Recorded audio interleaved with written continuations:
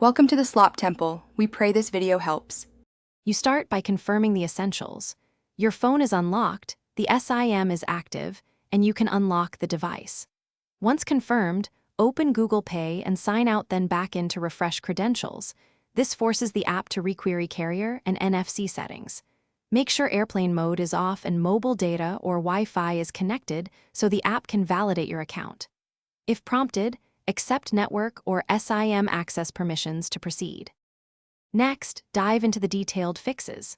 First, verify whether you're on eSIM or physical SIM and that your carrier supports tokenized payments.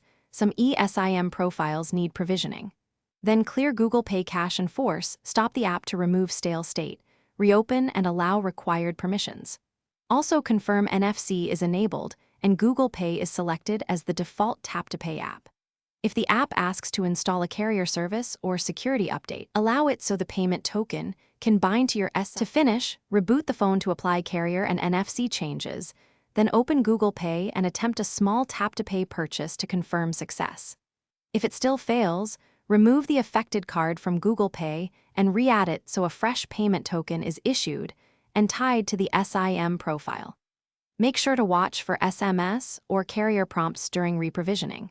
If you still see provisioning or token errors, contact your carrier.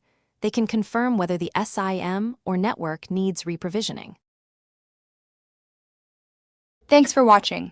Consider subscribing if we helped you.